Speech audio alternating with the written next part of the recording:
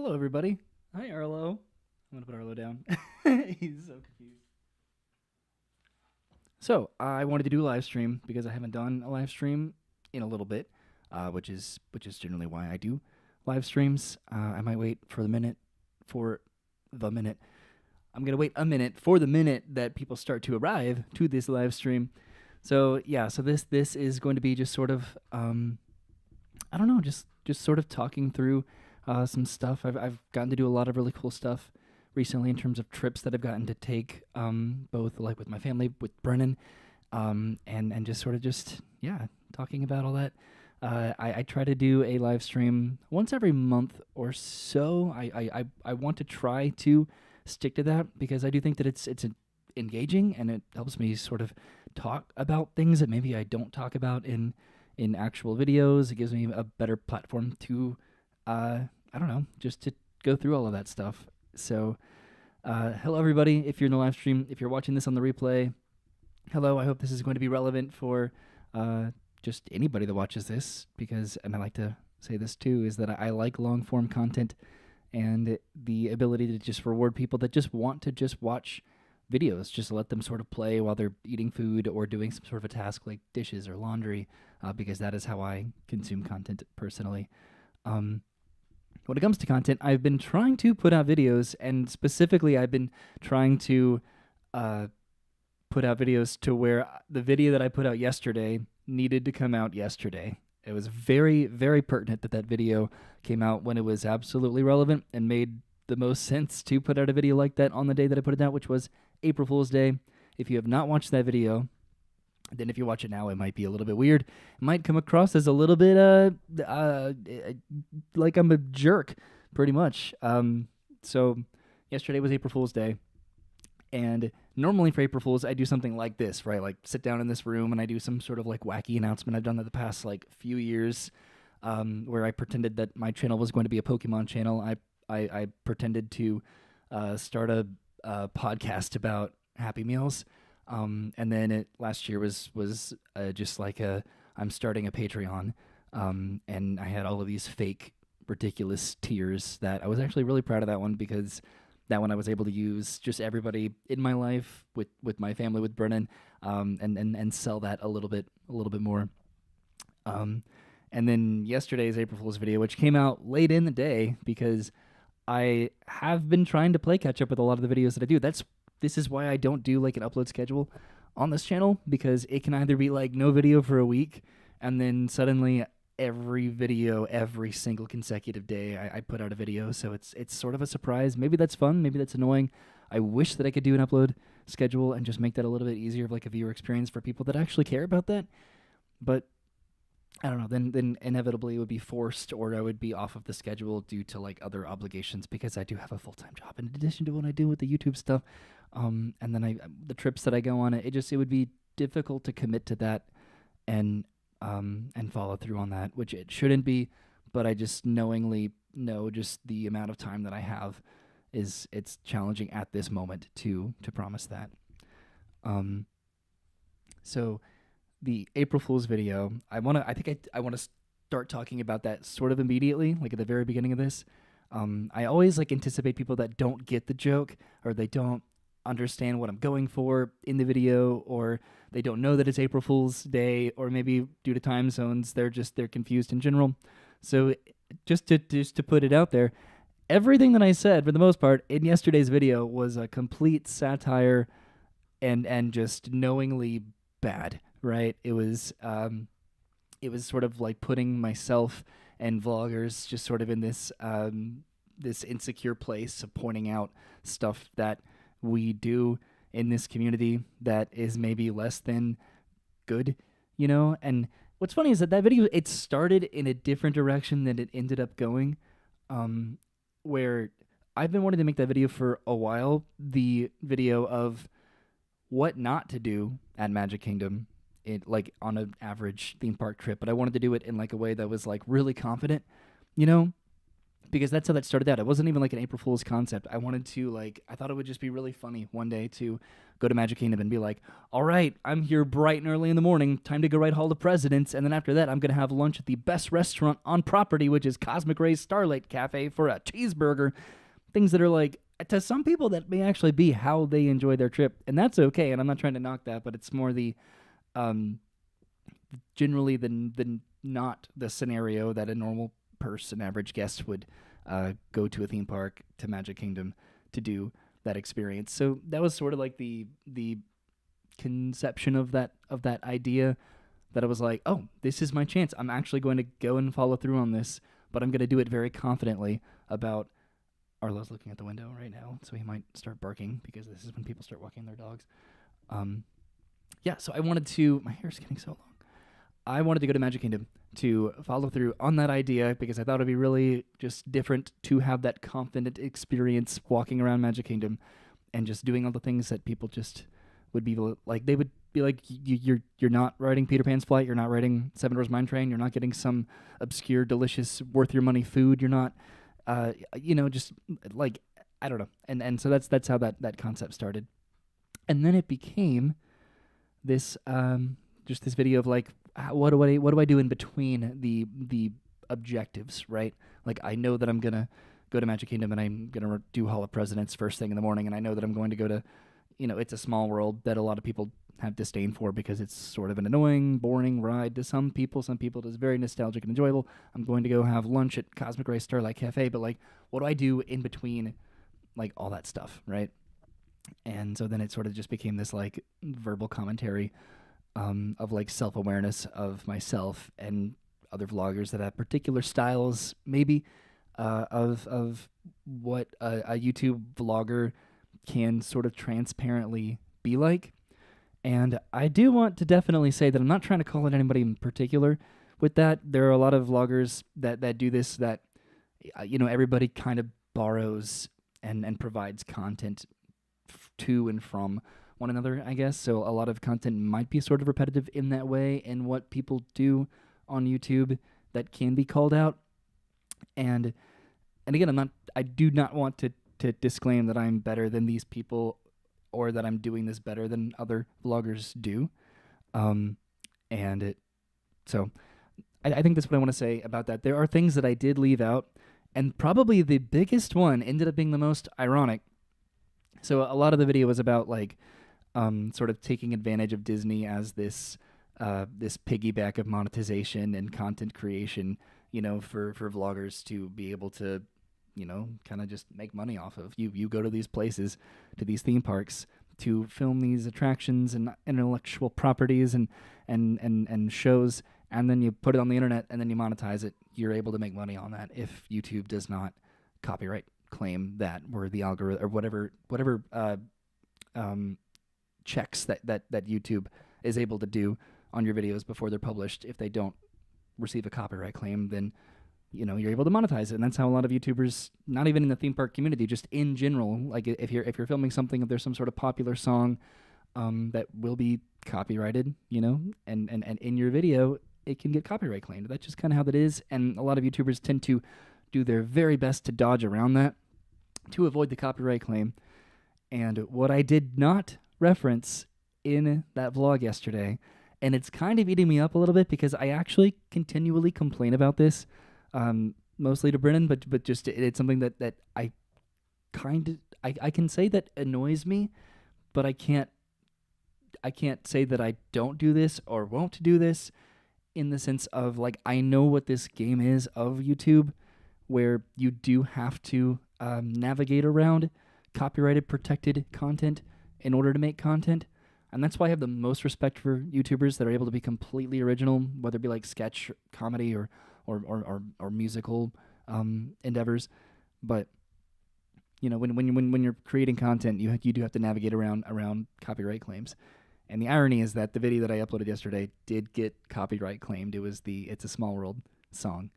And what's sort of unfortunate is that the intention was to not monetize that video, because I sort of endlessly ranted about the irony of YouTubers making money off of Disney World and theme parks. So I wanted to make that correlation of, you know, oh, I'm only here to make money off of Disney World, and then I can go home and upload it, and then the idea was that I was not going to monetize that. But when a video is copyright claimed, to my knowledge, it's monetized anyway, so there are going to be ads on it, but it's not to me. It is to whoever owns It's a Small World, whatever subsidiary company bothers with that. So yeah, that was kind of a bummer because I didn't want to seem facetious where I uploaded this video about monetizing content and putting it on the internet, and then that video has ads on it, of course. But what was like beyond that, what was the thing that I was most disappointed about was because I didn't reference it. I tried to like put a little bit of all the like the hypocritical or the questionable, the eyebrow raising stuff that vloggers do that a lot of people just put up with, because at the end of the day it doesn't really matter, as long as people are enjoying this content. And in my opinion, and I've gone over this before, what I think you're monetizing is the effort that you put into something. Where for me, it's like I edit these videos and I try to come up with these challenges. A lot of people find immature. That's totally fine. But like to me, that's the effort of I'm trying to take what this is, these theme parks, these experiences, and I'm trying to make it a little bit more conducive to something that I could consider unique, or that I'm putting effort into that, and maybe people don't agree with that. That's cool. And then maybe people are totally fine with somebody going to the theme parks and just vlogging the parade and the fireworks and then uploading that and making money on it, and whatever that is, that's cool. And I can't say that I have not done that. I can't say that I just won't do that because, I don't know. I feel like YouTube might be evolving with its abilities to detect, certain copyright things, because sometimes it's completely inevitable. And what is sort of challenging is videos that I think are going to be like completely fine, like the video at the very end of the video or something, like when you're standing outside of the Universal Arches or outside of Epcot or something, and it's just that background loop of music that's just playing in the background. That's what gets copyright claimed sometimes, and it's like I wasn't even trying to record. I was just standing there just talking to the camera. Like, of all the things that were filmed in this video, like that's what got copyright claimed, just this background music that's playing all the way back there that I wasn't even intending to, so it's inevitable sometimes to avoid that. And what a lot of people do, so, and this is where like I don't want to particularly call people out, because for a lot of people this is their actual livelihood, and I don't want to by any means call that into like, I don't want to criticize that, but when people very, very strategically are able to edit around music, and they really sort of, I'm going to say they take a unique interpretation of a particular thing that they're recording, where you can't even tell what they're recording anymore at certain points when it comes to how they edit the music out, or the jump cuts of audio that are inevitable with that sort of just making sure that you don't get a copyright claim. Or the more common thing, which is the more like reasonable thing, is some people just put third-party music, the royalty-free YouTube music over something, and that's the easiest way to avoid a complete copyright at all, is because as a YouTube content creator, you do have this library of music that you're able to access. So then you can take that music. It is royalty-free. You are able to put it in your videos, and you're able to do that. That's what a lot of people do for like montages or whatever. And like I think that's like really good, and I kind of wanted to do that more. No, I didn't want to do that more, but I understood the appeal. And if it's done correctly, not even correctly, I'm not trying to like be bitter and call people out for doing what they do on YouTube. But it was something that like if I considered doing it, I really wanted to do it in a very specific way. Where like I have done it, where Brennan and I did we went to Wild Florida, and we did an airboat tour, and the audio in that was just all wind, and it was just something that was just very obvious about, like I could not really just leave that in as just this raw video of just us airboating around the Florida swamps and have it be this like thing that was even enjoyable to watch. So that's when I kind of went into the YouTube royalty-free library, and I sort of accessed music that I thought that I could kind of put in there as like some subtle background music that just felt appropriate for that. So if it's like something that just it needs that, in order to even make it be just this palatable content that somebody can enjoy, then that's where I'm like, okay. And I'm not writing out, or I'm not like, again, saying that I'm not going to do that at some point if it's necessary, like in the future, where maybe I do want to do some sort of a montage, or there's some sort of like underwater experience or something like that, where it's like I can use some music and stuff. I think I've always sort of considered it like a crutch, where I if it was something that I did, then it would be because in the moment, because when you're recording, when you're vlogging, you're always sort of editing in the moment, and that just means that I kind of didn't do the best job that I would have wanted to do. I didn't meet my own standards of recording something, where in order to fix it, I would have needed to do like music.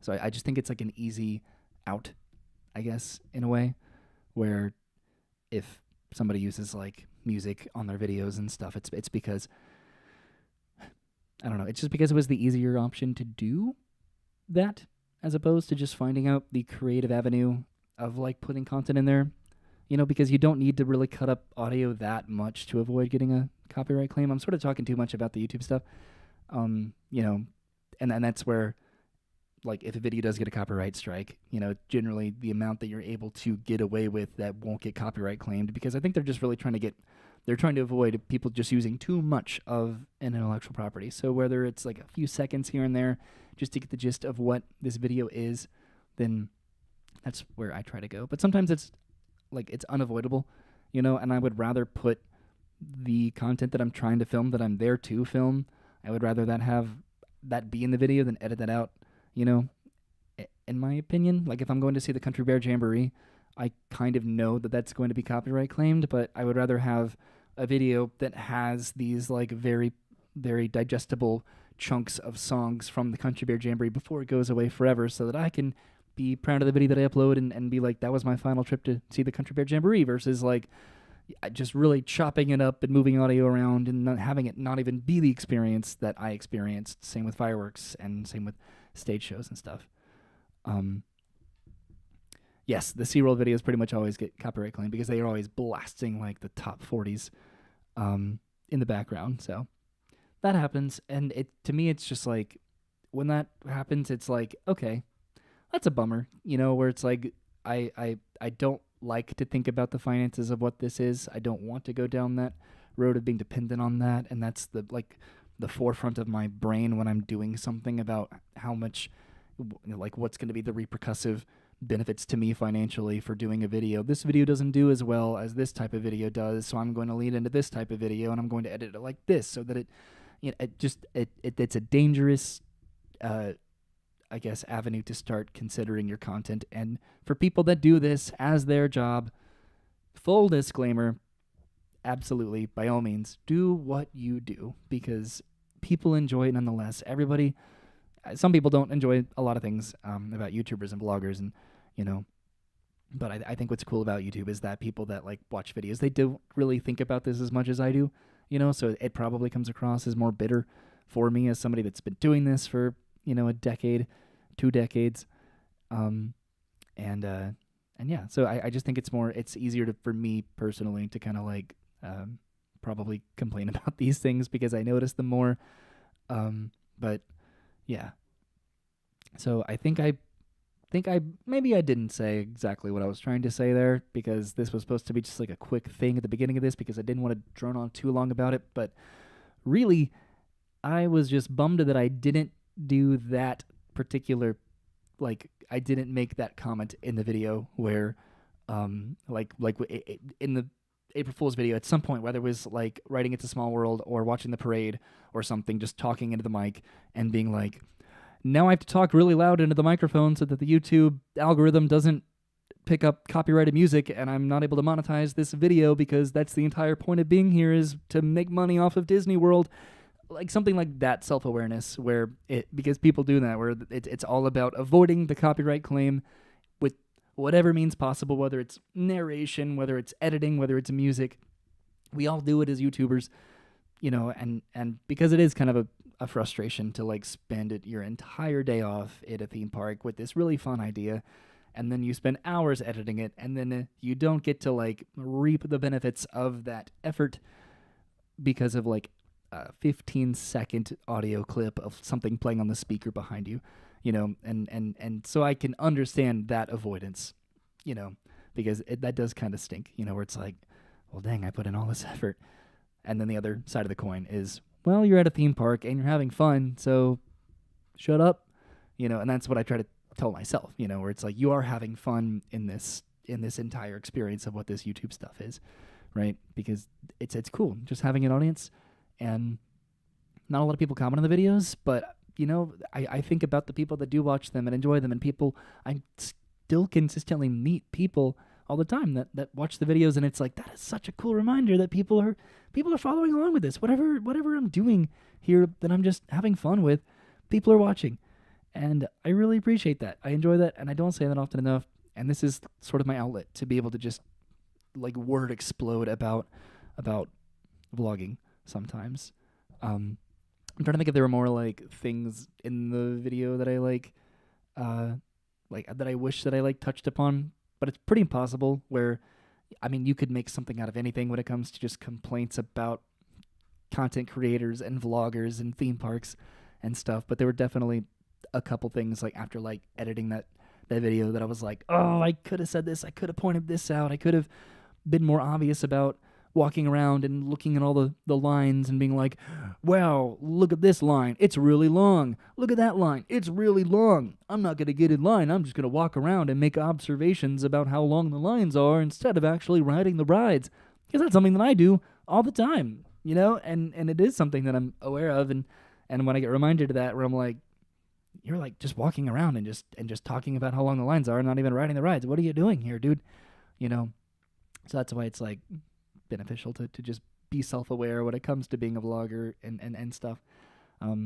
But just because of the nature of that video yesterday, I just wanted to make sure everybody knew that it was a joke. Because I uploaded it pretty late in the day, because every single day I was trying to lead up to that point, because I upload chronologically. And so I was trying to get all the Art of Animation videos, the Easter video, and mentally I was like even doing this where I was like, okay, I have this many videos of this experience left, and I did go film this, which means I do need to still go and film this video, but I can only upload it on the 1st, so I can't film anything in between this video and this video, because this video has to be up on the 1st, because if the video yesterday was not uploaded on April Fool's Day, it would have been just weird and bad and made me look like a terrible person, which I did feel like. Because, like, in the moment, I'm obviously, like, doing all these things that are bad to do as a vlogger, right? But also simultaneously trying to not be bad with it. Like, when I'm talking on It's a Small World the entire time, my camera, the microphone's directly on top of it. So I'm just, like, holding it basically right underneath my mouth and just talking down into the camera so it sounds louder than it actually was.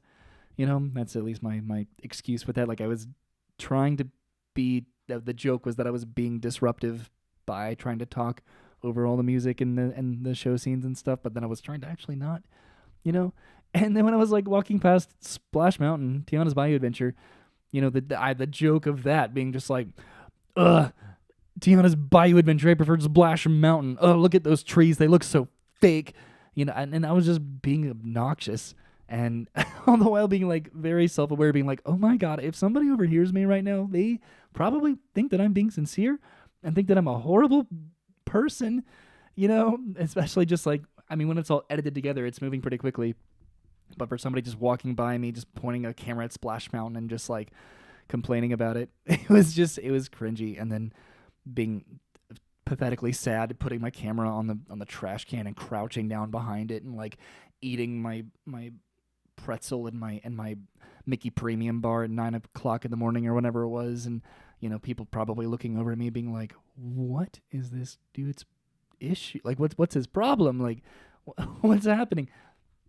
So I was aware of that the entire time, because I don't like to do the like arm out vlogging stuff when it comes to like food and all that. And yeah, and again, it just, I don't know. I think I want to like recede a little bit of that very negative vlogger energy that I put out there, because like it's fun to I just don't want to be that obnoxiously bitter or make it seem like I am, because I do appreciate everybody that does this, I think that some people do it in a way that's a little bit more sincere than others, and when it comes to like the clickbait and the titles of videos and the content and pushing for uh, you know uh, like like secondary content like Patreon, and making this more of this like pursuit of like engagement and an audience, when I think that people do tend to forget that this is just all fun.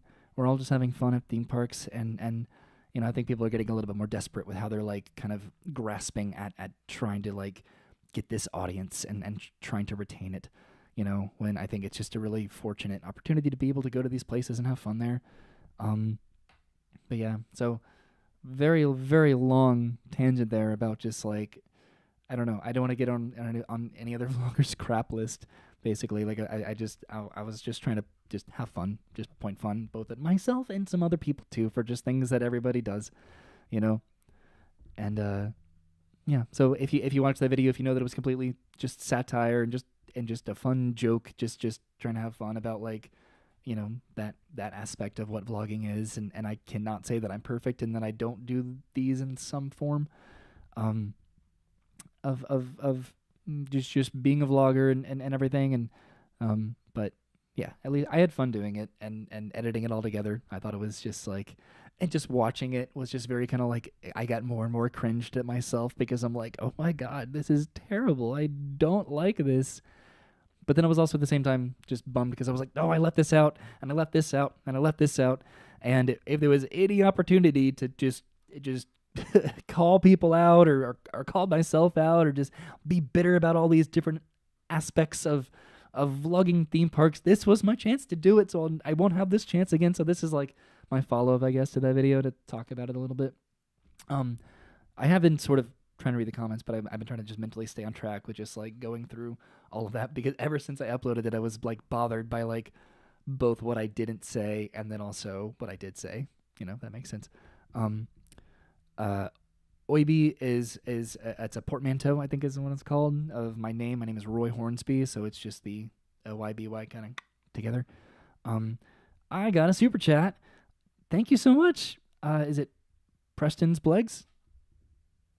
I think so. Do you think you'll become a bigger Universal fan if they do end up opening Pokemon Land in Simpsons area? LOL. I am a huge Universal fan, and I've been so self-conscious about this. This is going to kind of perfectly segue into what I want to talk about, because I absolutely love Universal, and I've had this vendetta against this Disney Universal, like this rivalry that people just kind of want to contrive and create for these not even the companies, it's the fans of like Disney and Universal that are really just sort of continually at each other's throats with just like what one company is doing versus what the other is doing. Like so Epic Universe is going to be this phenomenal theme park that I'm so excited for this, and I'm going to break my rule of like first mentality, because if I can, I want to be there on opening day, not because I'm a vlogger that needs to put out this content. I presumably be vlogging it, but the idea of being able to go to a theme park on opening day, just being a fan of Universal and all these properties and these lands that they are building and announcing, that's what I want to do. I want to be there for that excitement. This is Hagrid's Magical Creatures Motorbike Adventure opening day, but just tenfold of a brand new theme park opening. Will I be able to do that? I don't know. It's going to be very difficult with just the amount of just everybody, vloggers and pass holders and everyone that thinks that they need to be there first before everyone. Just to add myself to all of that is going to be really hard. And will I buy an opening day ticket? Yeah, probably. I don't know what they would do with like an annual pass combination. I don't think I want to wait for that information, like whether I can get some sort of combination annual pass. I think I just want to go, and not be subject to blockouts and so will I be a bigger fan if they do end up opening a Pokemon Land? Yes, definitely. I think so. Pokemon I've fallen off of a little bit. I know it's kind of hard to tell that. But I needed to have a good place to kind of like be like, all right, I had fun with this. This was my pandemic hobby, that I just sort of rode for a few years and had some fun with. But I do need to be realistic at a certain point about what I was doing this for, and it was just because it was a fun hobby to do. So, and I should have been like aware of that because I just don't know any of the newer generations and stuff, and I tried to keep up with them as best as I can, and the new eras of Pokemon and the new sets that they have and the new mechanics of the game and all of it. It's a lot. It's too much, and that's why Lorcana's been fun, I think, to get into, because I really know my Disney pretty well. Like, I know all the characters, and so it is actually really fun to know every single card that you get in a Lorcana set. And now they're going to be coming out, well, like I said, as like frequently as like a Pokemon set. So yeah, so I'm excited. I mean, I'm sure that they're gonna like lean into the nostalgia aspect of it, because Pokemon can't not let go of the first generation relevance and significance and notability, like when you recognizability of the first generation, Pokemon. So that'll be cool.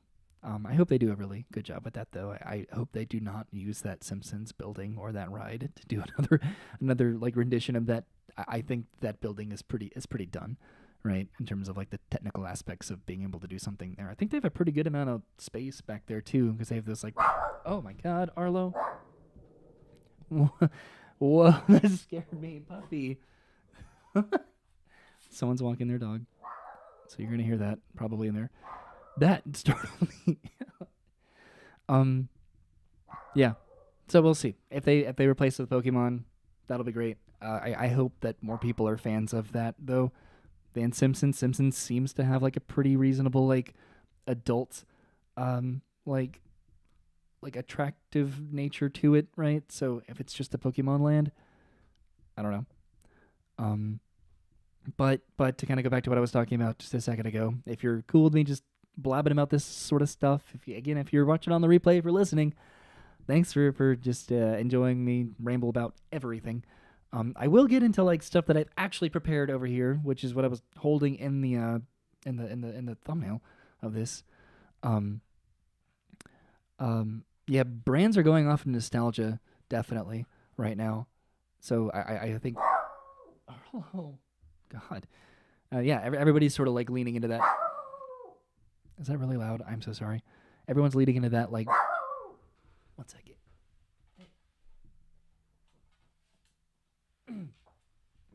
Okay.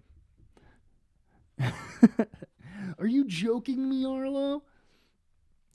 Yeah, everyone's like all about the money making of nostalgia at the moment, which it is, like Comic Cons and other conventions and reboots of shows and stuff. Like, it is popular and it is, people are loving it. Oh no, big yawn, big puppy yawn. We need to give him like a nice haircut soon. It's that time of year where he like goes out in the yard and he's covered in stickies. So Universal. All right, put you down. Good boy. All right, put him back on the couch. He's gonna go back to barking, isn't he? Yeah. So I keep just getting like charged about this. I think because I'm like biased towards Disney. I work at Disney, and I've been going to get to Disney every single week of my life for the past like 10 years almost now at this point. I grew up going to Disney, but I also went to Universal pretty frequently growing up. I have very nostalgic memories at Universal getting to ride things like Confrontation and Back to the Future and Jaws and so and E.T. and I have a lot of nostalgia, probably more nostalgia for Universal than Disney, which is weird, but then I also have this like respect and admiration for Disney. So it's just like I really love both of these resorts a lot, and I love SeaWorld, I love theme parks. I am just so enthusiastic about being able to go to any place, right? That allows me to just immerse myself in these incredible stories that I've talked about before when it comes to just the creative and talented people that are able to make these stories a reality for me to experience and make me want to come back and notice new details. And so when people make this like this they turn Universal's like victories and their time in the sun into this opportunity to just drag Disney, and that's really annoying to me. I definitely think that Disney has definitely taken a step back when it comes to just announcements and when it comes to investments at the moment into their like domestic parks, especially Walt Disney World, where we have this like space and this opportunity and this absolute starvation and hunger for new experiences and attractions and rides, and instead they sort of just consistently are just taking rides that already exist. It's just that time of day, I swear. Hold on, I'm gonna shut this door. Take that, Arlo. Yeah, SeaWorld has so many different roller coasters now. Not a lot of people are giving them that like that appreciation for that, which is just a bummer because everybody wants to focus on Disney and Universal and stuff. And I think what just fully is frustrating, just I guess specifically just to get to the example, is when Universal announced their first land of Epic Universe and how they're going to do this marketing strategy where they seemingly are going to be announcing a land by land, like in terms of the specifics of what you can experience in the lands. People immediately just make it about Disney, about what Disney's not doing, and so it's, wow, look, Universal's announcing a brand new state-of-the-art land with multiple attractions and experiences and dining and shopping and looking over at Disney. They're just making new buses, and it's not comparable. I want them both to just enjoy like whatever like medium of a positive footprint on their resorts, whatever that is, then that's good. I want to just be able to like really celebrate Universal and commend them and applaud them for what they're doing without having to slander Disney because it's not relevant. I don't think it's relevant, at least in that moment. And this is where I am more than like willing to eat my words when it comes to like what Disney is and isn't doing. And I think that that's really like contingent, even I think specifically on this D23 fan convention, where people have just been slowly getting really annoyed with Disney, and I really think that is justified. Because they keep teasing stuff rather than announce stuff, and I get that that's just a weird route to take with just teasing your audience, with your shareholders, with your guests, and everybody that just wants to continually have a reason to come back to Disney World. And maybe not everybody, but most people should be aware that when something is announced, that usually means that it's several years down the line from this conceptualization to grand opening. It takes a long time. Disney and Universal, they have different, distracting myself with whatever I'm doing here. Disney and Universal have very like different ways and methods of doing this. Like Universal waits until something is built to be like announcing this new attraction, and then Disney will be like, we are building a brand new blank land, and then everybody gets excited about it, and then they break ground on it, and then it opens up 2 to 3 to 4 years, maybe more, later. And so it's, do you want to know something immediately, have it be sort of a surprise, and then wait for it, or do you want to know what something is and have it being built, and then it's announced, and then you're like, okay, oh, I just knocked this off the table.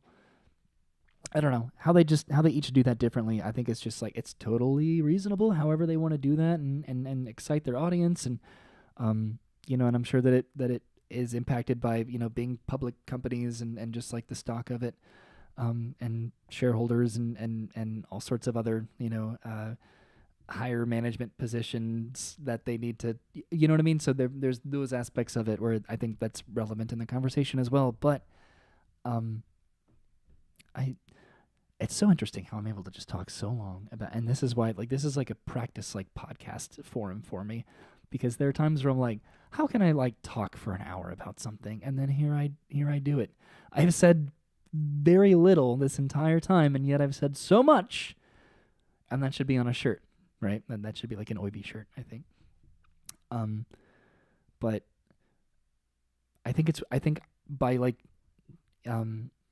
like in being like an apologist, I'm not saying that I don't like Universal because I'm defending Disney, and like vice versa, because for a while Disney was the one that was always on top and Universal was the one that was just trying to be relevant in that conversation, in this forum of just theme parks. And then Harry Potter happened, and then Universal has ever since been this just magnitude, this force of, with the exception of being like Jimmy Fallon and uh, Fast and Furious and maybe the Minions stuff. It's they've been doing a really good job at the properties that really need to be home runs, succeeding and being very well received.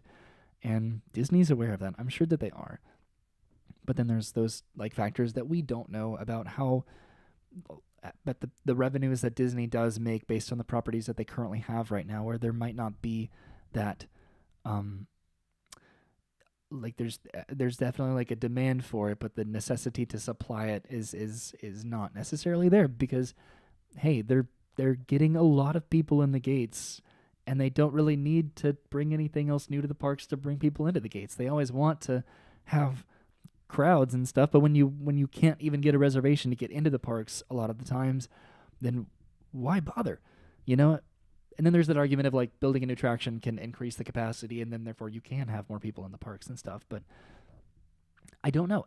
This is the conversation, and it's like Xbox versus PlayStation and or Nintendo, and so it's I think, why wouldn't you want to have as much of this as possible to enjoy it, versus it's always, and I think, and maybe that's something else that I left out of my April Fool's video and stuff. I kind of talked about it a little bit, but like everyone focuses so much more on the negative now, because that's what I think gets engagement. That's what gets people to comment.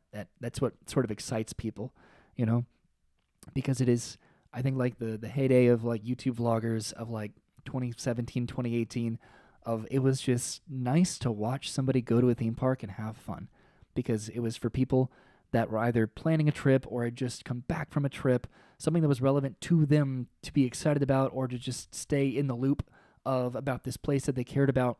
It was fun to watch people go have fun, and now it's different. Now there's, everyone says that vloggers or the vlogging community is so oversaturated and stuff, and that's why you get the content that is people constantly being negative about stuff, because that's what you want to, myself included. Like, I want to see, what people are upset about and what people are mad about. I don't want to make that my personality when it comes to like being excited about things that I'm looking forward to, but drama just makes people, I don't know, that's what people want to find now. I think that's what people want to see on YouTube is drama. It's just like, what is Disney doing wrong? What is Universal doing wrong? Like what can be improved because it's not working, and whatever creates that conversation, I think, is what people are pursuing with vlogging and everything. And that's where like I haven't necessarily gravitated to, and then that's stuff that I'm like willing to go into like my thoughts about, I think, and that's where like that podcast forum would be relevant. But I don't know. Like, I still think it's fun to just go to a theme park, like, sincerely, and just have fun and just record that experience. Like, I don't think that that's going to get, like, the most views, and maybe there's nothing to even comment about in that, so that's not going to really get that audience, But I do think that if it's something that I want to do sincerely, then that's worth recording, and that's worth putting it on the internet, and whoever wants to watch it, they can watch it, And that's just, I guess that's what I have to say about that topic. But like I said very many minutes ago in my transition of talking about what I wanted to talk about, so I basically I just want to I want to enjoy what Universal is announcing, what they have planned for their parks that I very much so love going to, but I also want to give Disney a chance. I want to let them announce things that hopefully they will at D23, and if they don't, then I have no idea what I'm going to say to defend Disney anymore at that point. If they really just do not come to the table with just this massive mic drop of, all right, this is what we've been planning, and this is what we're going to do, and it's just a huge answer of what they're capable of, and have been bragging about for 50 years about their blessing of size, you know, when it comes to like their resort and the potential of what they could do with their parks, because I don't know. Put your money where your mouth is, I guess, in this scenario. But let's see what you got, Disney. Okay, so this egg is definitely not an Easter egg that I bought and then didn't really do anything with. And I'm also sort of wearing this shirt because it reminded me of like an Easter egg shirt. I don't know, like kind of like the purple and like the wavy colors. I felt like it looked like an Easter egg, but this egg that is an Easter egg is right now a dragon egg. Okay, look, it's a dragon egg. It's like almost like the Harry Potter egg or like the golden egg. But this one isn't gonna scream mermaid language at me, and make me take a bath. This is a How to Train Your Dragon egg, and inside this How to Train Your Dragon egg is a piece of paper that has a list of things that I want to talk about for the remainder of this live stream, because Universal announced the specifics of the Isle of Berk, which is the How to Train Your Dragon area at Universal. And it seems like they're going to just be individually announcing the specifics of these lands, probably for the remainder of the year, presumably, just to really increase that hype, maybe conclude it with like the grand opening of the theme park itself. I don't know, but this is kind of a cool marketing way to just make this be something that is just going to be ever present in people's minds about looking forward to the specifics of the next land being opened. And if they ever end up doing like a preview center that people rumor or confirm because they look into details and have connections, I don't know if it's going to be in the midst of all of this or if it's going to be like the conclusion of like the specifics of the land's opening. What I probably won't do is I don't think I'll stay in the hotel. That's something that I can say that I don't, and maybe that'll be why I won't be able to go opening day, because maybe that'll be like, oh, only hotel guests have access. Only hotel guests have access to the theme park. It might be the case, the Grand Helios Hotel. I think that's what it's called, right? So we'll see. But I do not want to like spend that exorbitant amount of money just to be able to go in on opening day just to vlog the theme park, and reasonably just even thinking about it, talking about it out loud, that might be the case when it comes to like just the capacity of it. We'll see. I don't know how that's going to work. I don't know if there's going to be a lottery of just opening day tickets to be able to purchase it and stuff. And that's going to be hard though, because like realistically, you'd ride 1-2 rides maybe just and you'd purchase this probably $200 ticket to be able to do that, just to be able to go in and just walk around, so that's a very expensive just trip to the local park, pretty much, right? We'll see. Okay, so golden egg, dragon egg, that was my official transition, and then also like kind of being like, oh, it was just Easter, yay. And I probably could have put more stuff in there, but that's why I scheduled this live stream to start earlier, but I was like trying to look up the specifics of this because I was just gonna like mention it and just that I was excited about it, but then I was like, I should probably like go into specifics, right?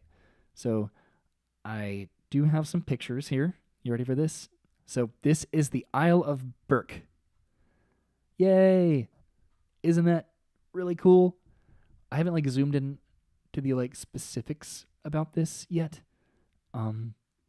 So like a lot of this is just me being excited about just the unknown, I guess. I've tried very hard to avoid everything about Epic Universe that has not been officially announced by Universal, because I do consistently think that it is their park to announce in ways like this, where it's the full concept, the specifics of what to be excited about, and they're showing you the renderings and the kinetics of what this land is, versus seeing aerial pictures or specific like presumptions based off of patents. And I think this is the way to really enjoy the land. And I still haven't decided if I want to like, because I'm still just kind of looking at it from like far away, and I'm like, do I really want to zoom in on this and just see everything about where I'm going to be walking and memorize this before I even get there so that I know what I'm doing?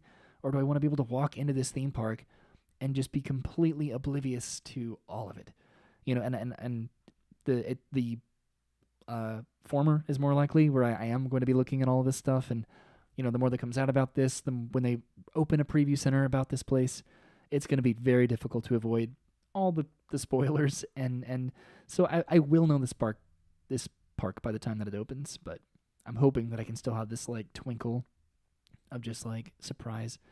So that's the full land. This is the land of Berk, and then this next picture, that's pretty much what you're going to see when you walk in, right? So this is going to be from the from the portal, from the the main sort of hub of the park, right?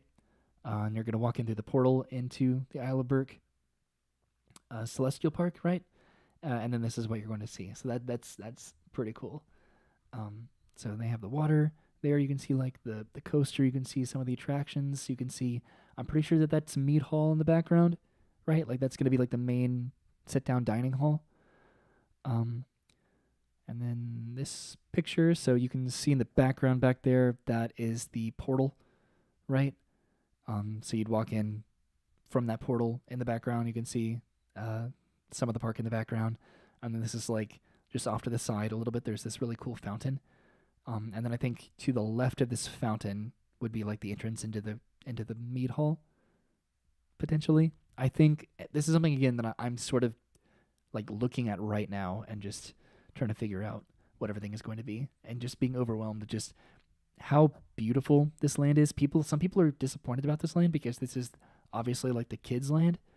But as somebody that's very proud of not caring about that, in terms of what's appropriate, well, not what's appropriate, not appropriate for kids and adults, but just like I'm very confident in myself with what I enjoy in theme parks, which this sort of a land is very exciting to me. Like, this is not something that I write off because I clearly see that it's more of a family land than an adult area. So I'm not going to be avoiding this land by any means, especially just the individual attractions here, which I think a majority of are pretty intense.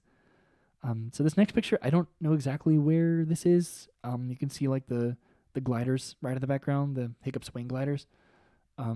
This looks like it's just like a shop, just some sort of a shop there.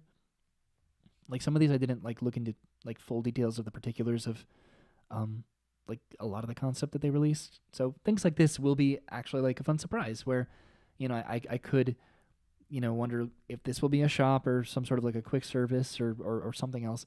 And maybe that'll be like the fun surprise for me when I don't know what it is and I actually get to see it when I enter into the land. So this is Hiccup's Wing Gliders. So this is the family coaster here. Let's see. I think I can look up on Universal's app here, like what they say about it. They say, get a dragon's eye view as Hiccup's latest flying contraption sends you swooping and soaring above and around the Isle of Berk. So this is just the family roller coaster. Seems very Seven Dwarfs Mine Train, almost maybe a little bit more intense, but you'll be able to just really see the land. And the fact that this is just an outdoor roller coaster is awesome. I think there are a lot of outdoor aspects, from what I can tell, of this land specifically, but maybe the entirety of Epic Universe. I don't really know yet, but just this being an outdoor ride and the other rides as well that I'm going to sort of talk about is such a victory, because it is so easy and smart to put rides indoors now with the Florida weather. It makes it just with as far as capacity, as far as just ensuring that people get to ride this ride when it comes to inclement weather, and then the recoveries that you'd need to do when people aren't able to ride a ride that they have maybe some sort of a specific pass for. And it makes it so much easier to make rides indoors. So the fact that this is outdoors is pretty cool, so I'm excited about that. But then this entire land will be very subject to the Florida weather, which does kind of stink, but I think it's okay because it looks really cool. And this is another picture of it too. So yeah, I don't know if there's going to be like animatronic elements to this and like a Hagrid's Magical Creatures Motorbike Adventure sort of a way. They make it seem like it. I don't know if they're going to be static like Velocicoaster, or they'll have some like animatronic movement to them. Being outdoors has its limitations, obviously. So that's like the main, I want to say, attraction of the land. This is the Untrainable Dragon.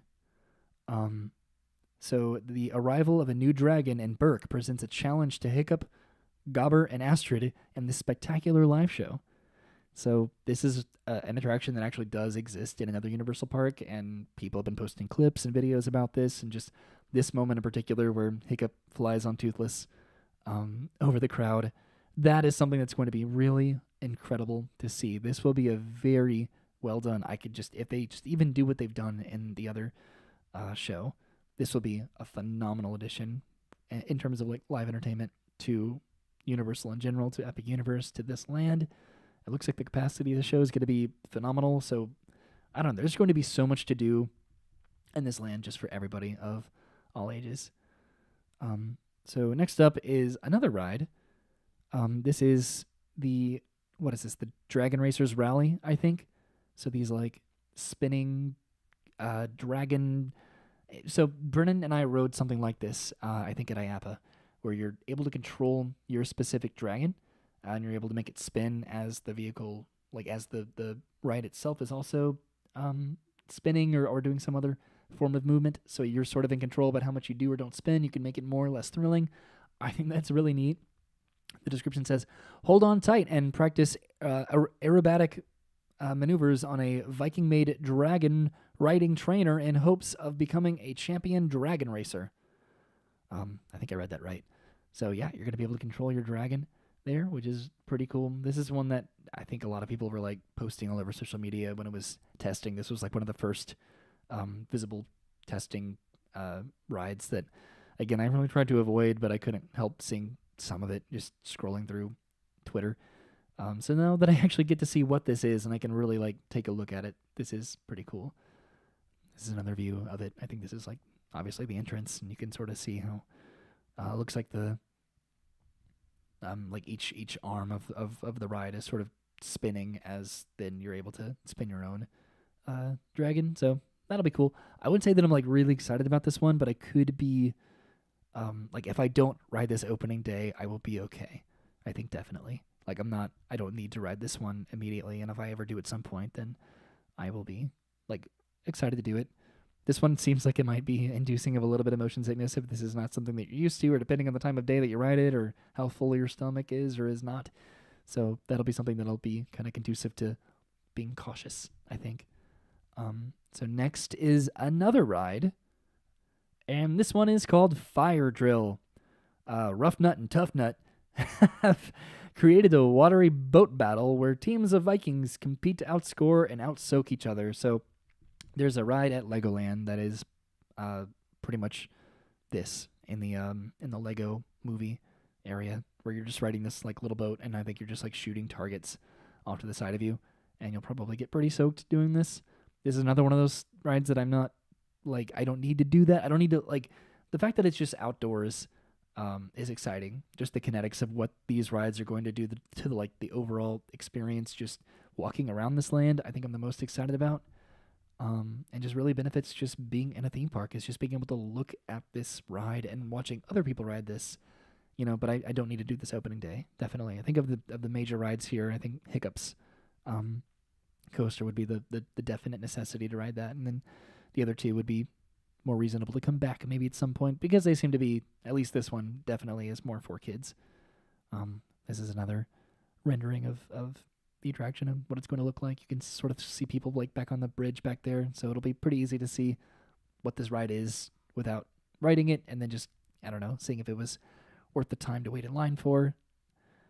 Which definitely, at some point, very hopefully soon after this park opens, I'll have ridden everything, hopefully multiple times. So this isn't by any means like something that I would not ride, just maybe not opening day. But I could totally change my mind, especially if the other rides were like 500-minute waits and this was like a walk-on. Then I'd be like, okay, I'm going to ride this today. But yeah, so that's kind of exciting. Now the next thing that's pretty exciting, definitely had a bit of a Soren accent there. Now this next one here you can see is something that really pertains to me in particular, based on the type of experiences that I myself have come to enjoy at these theme parks.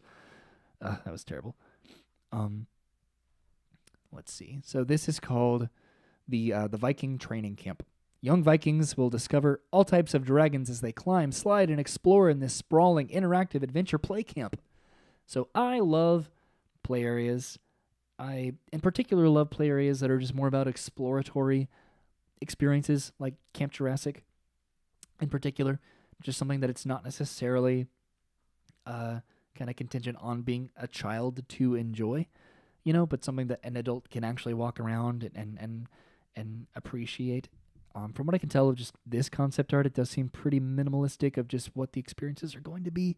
So if this is really more for kids, then I can't say that I'm going to spend the entire day here, or maybe even go in at all for a little bit, depending on how many people are there and what there is else to do in this land or in Epic Universe in general. Just, you know, I don't know. A lot of this is going to be just uh, really like looking around at what there is to do and see, in this land and in this theme park and stuff. So if I can just like go into this land and go up to a top level and just really see the land and the park and just appreciate the kinetics and the design of the land and everything, then that would be like the main goal with this, But I'm not going to be pushing children out of the way to go down a slide or something. But I might because I like slides. So what are you going to do about it, right?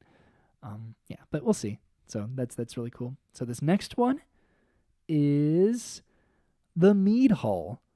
I think this is the last area that I wanted to talk about in terms of just like what I prepared with the pictures that were released. So this is in the back of the land. It looks like. At first, I was confused because this looks like this would be like a portal, So I was trying to like visualize where this was and if this was the portal and the mead hall was off to the side. But I think that this is the mead hall, and you can see that fountain there from earlier. So this is like sort of in the back of the land, maybe like around the side of it as you enter into the land. This is where Vikings feast on a hearty menu of meats, fish, and drinks, including a variety of meads, ciders, and ales. So that seems pretty cool, and I've seen people really excited about the opportunity to like eat here and like conclude like an exciting day at Epic Universe, and just eating a huge feast with some drinks and stuff, and as you've completed your day around Epic Universe. So that does seem like a pretty tantalizing place to just want to be. It seems like it's going to be very rowdy and exciting. And there's this one picture here inside. So I don't know if there's going to be live entertainment in here, but it's going to be loud. It looks like there's a very generous amount of tables.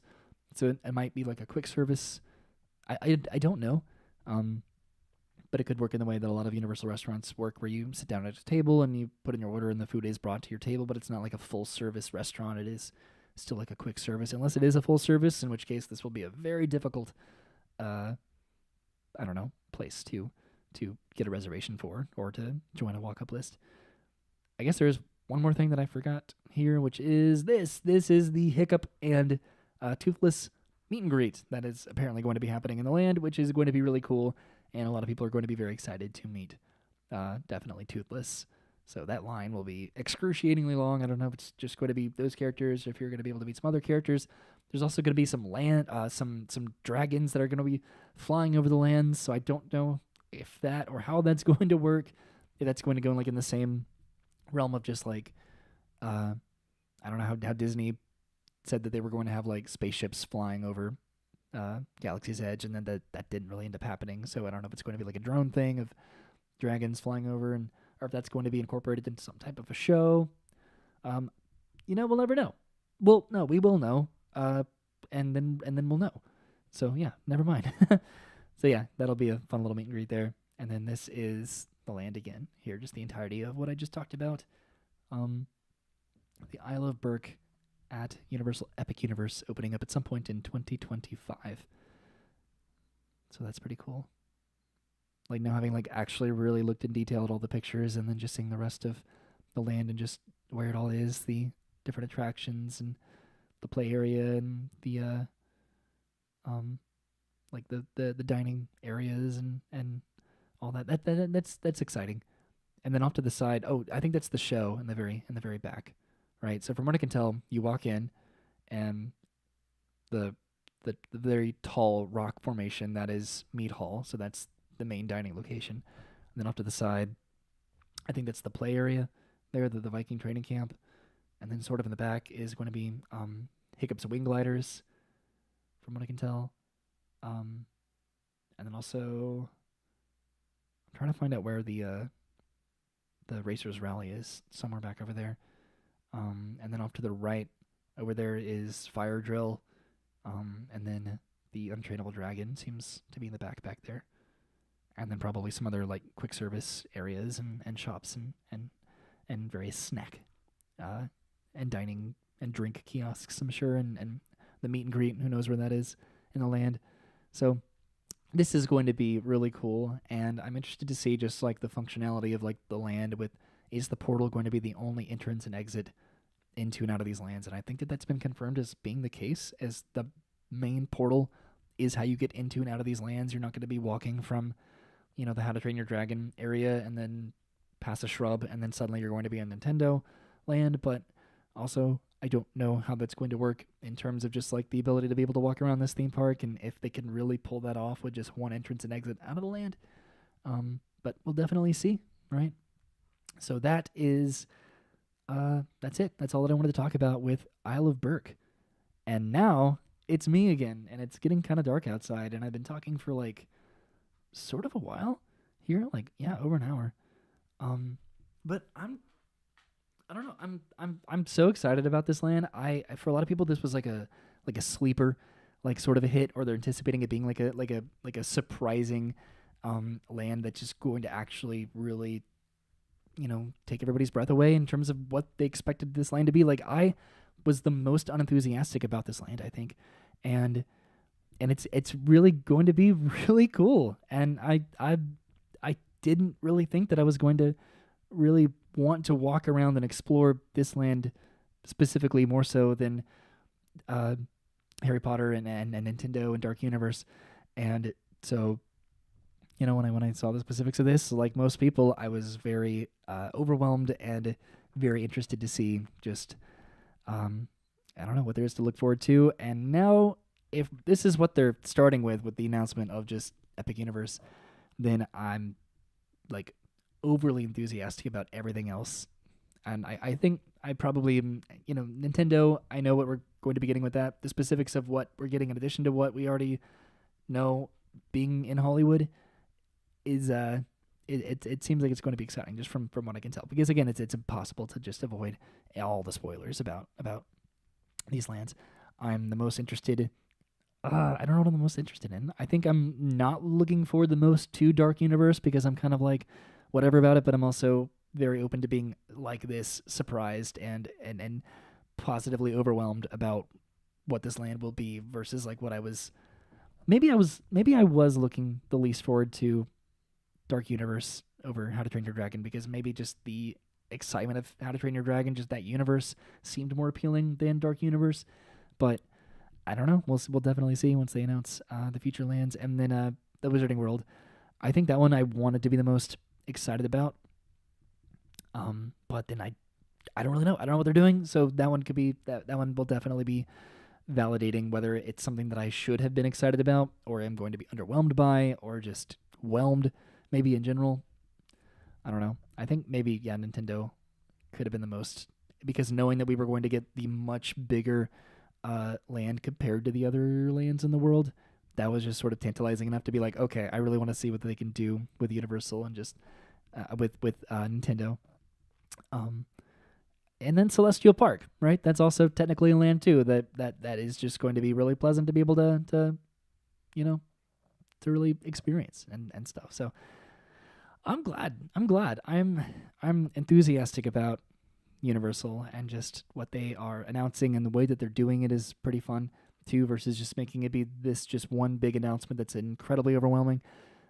Just sort of like teasing it a little bit month by month or every other month, however they're going to be doing this, and then like the grand reveal of all the lands all together. And I hope that there's like a preview center to be able to see the specifics of each land, and maybe like a model of the entire park too, to really be able to look at it, and just see what you're going to be able to do and everything. It just seems like it's going to be really rewarding.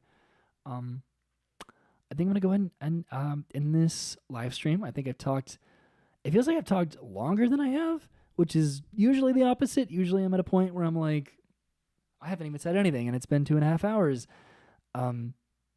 But thank you to everybody that is here, that watched or is watching on the replay and just just letting me sort of get out my rant about my video from yesterday and just the fun that I had with it, but then also my tendency to regret uh, certain things that I put out there on the internet that are there forever. Um, and I, oh my god, I've in the title I even talked about, or I put in the title, ow, uh, that I was going to talk about the trips that I went on recently, but I guess I kind of really didn't do that. I kind of thought that I would because there was a lot to really talk about that, but I don't know. The videos kind of speak for themselves. I went to Pensacola because I wanted to visit my family there because my brother Travis um, and his wife and kids, they wanted to plan a trip to visit my parents and go to the beach, and then Dennis decided to go too, and then I didn't want to be left out because the last time they all got together, I didn't go because I went with Brennan and her parents like the very next month, and so like a couple days before, I booked a very, very last minute flight and made sure that Brennan was okay with it, which she always is because she is awesome. And then I just went to Pensacola for a couple days, and then I came back, and then the very next weekend, Brennan and I did a little quick staycation at Art of Animation, which was really fun. We get to really enjoy the Skyliner line and have some drinks and enjoy some food and just enjoy just being on Disney property. It's like a cool experience. It's very like relaxing, you know. And then just like enjoying theme parks in between, just the like the relaxation at the resort is always really fun. Getting to do some pin trading, take some pictures and stuff. Getting to go to the pool, that's always cool. One thing that I want to look into is Arlo getting to stay at Disney, to stay in a um like in a room, like in a dog friendly room, because it's comparatively a little bit more inexpensive to take him to Best Friend's Pet Hotel. I do get a cast member discount there, so that's sort of why we end up doing that. And they treat the dogs very well there, and his like accommodations are spacious and comfortable, and so versus just like leaving him in a hotel room where he feels very probably isolated and not stimulated, just seems like a nicer thing to do to him. But also it can be an overwhelming environment in general to be boarded, you know. But it's cool to just try this stuff out and everything, because we do want him to get more acclimated and comfortable to the Best Friend's Pet Hotel in case we do like a more elongated trip or something, just so that it's not something that he's like super uncomfortable with. Because Arlo is weirdly very like excited and happy to go on trips and to go new places and to meet new people and stuff. So it's really cool. There was one other thing. So I think the last time, out of focus. The last time that I did a live stream, I tried to give this away. This Avatar pillow, and nobody seemed to want it. So here's another chance. If you want this Avatar pillow, fresh out of the box, you know, nothing's abnormal about it, I don't think. Still has the tags on and everything. Just send me a message on Twitter or Instagram, and just let me know where you want me to send it, and I can send it to you. But yeah, if you want this, then let me know, because I'd rather give it to somebody that watches this than like end up putting it on, or like donating it or something like that. Just because we have too much stuff. So if there's something where I'm like, I'm okay not having that, then I'd rather give it away to somebody that might want it. And then also, speaking of Avatar, I got this little like enamel pin of like Aang's glider, and I really like it a lot. So that's gonna be going on some sort of like a bag at some point. Yeah. And there's also more to talk about with Avatar, because that live action series just came out, and Brennan and I did finish it a little while ago, and we enjoyed it. We had a lot of fun watching that. Yeah. And then Brennan started to rewatch like the original series, the animated series. I started listening to the Braving the Elements podcast, where they sort of like dive into the specifics of the episodes, and they bring on a lot of the like directors and like the musicians and creators and all sorts of incredible talent, you know, and like martial artists and like what was it like the like I don't know, just people that were very what do you call them, like a I don't know, like the people that made sure like the ethnicities were appropriately represented, I guess, like in this show, and just and everything about Avatar was done with so much like care and attention to detail and respect when it came to like the martial arts and when it came to the representation of the people that they were like sort of representing. I guess kind of in the various nations of the cartoon. It's long story short, it is way too smart of a cartoon for Nickelodeon. It was then, and it still sort of is now, with the amount of just attention to detail and adult themes that they put into that cartoon 20-something years ago. All right. So if you want the Aang pillow, please send me a message and just let me know where to send it, and I'll do it. And then thank you for watching this video. I appreciate it. Yeah, just like this is like a fun little place to just talk about stuff, right? Just mostly just me complaining about things and sounding like a bitter vlogger, which I'd very much so like to nip that in the bud and just make sure, you know, I don't have that sort of a apparent personality reputation. I don't know. Okay. Yeah, we've gotten to the point of the video where I just don't know what I'm saying anymore. But thank you for watching, everybody. No, I did post an April Fool's video. You have to go watch it. I'll link it in the description down below, right? Because that's what the video yesterday was. It was a video of terrible things to do at a theme park and say and be very consciously I don't know, pretentious about it. All right. Not terrible things to do, but just things that were just silly. All right, I'm going to go, everybody. Thank you so much for watching. Goodbye.